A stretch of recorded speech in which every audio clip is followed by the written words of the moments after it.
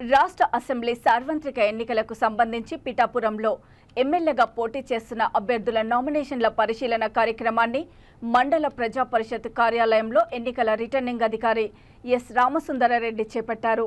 పోటీలో ఉన్న అభ్యర్థులు దాఖలు చేసిన నామినేషన్ పత్రాలను నిశ్చితంగా పరిశీలించారు.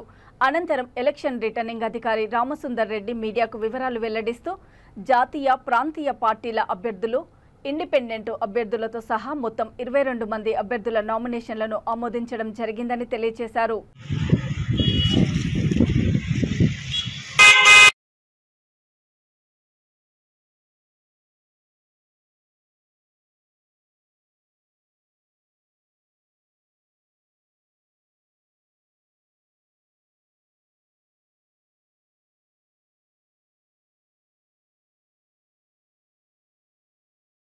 మనకు పిఠాపురం కాన్స్టిట్యుయెన్సీకి సంబంధించి స్క్రూటినీ అయిపోయిందండి.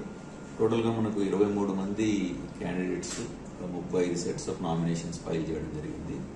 ఈ 35 నామినేషన్స్ కూడా ఈరోజు మనం స్క్రూటినైజ్ చేసాము.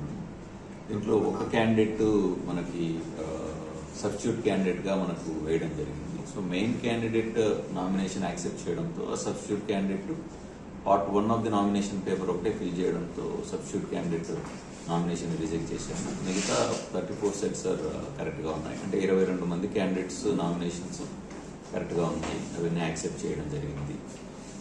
ఇంకా నెక్స్ట్ మనకు 29వ తారీఖు 3 గంటల వరకు మనకు విత్డ్రాయల్ టైం ఉంది.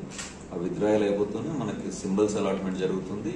అలాగే మనకి ఆ రోజు లిస్ట్ ఆఫ్ కంటెస్టింగ్ క్యాండిడేట్స్ కూడా ఇవ్వడం జరుగుతుంది. ఇవన్నీ కూడా మనకు తెలుగు అక్షరమాల ప్రకారం వాళ్ళ పేర్ల ప్రకారము రిజిస్టర్డ్ పార్టీస్, ఆ తర్వాత రికగ్నైజ్డ్ పార్టీస్ ఫస్ట్ ఉంటాయి, ఆ తర్వాత రిజిస్టర్డ్ పార్టీస్ నెక్స్ట్ ఉంటాయి, ఆ తర్వాత ఇండిపెండెంట్స్ ఉంటారు. ఈ ఆర్డర్లో మనకు 29వ తారీఖు 3 గంటల తర్వాత తయారవుతుంది. అప్పుడు మనకి లిస్ట్ ఆఫ్ కంటెస్టింగ్ క్యాండిడేట్స్ వస్తుంది.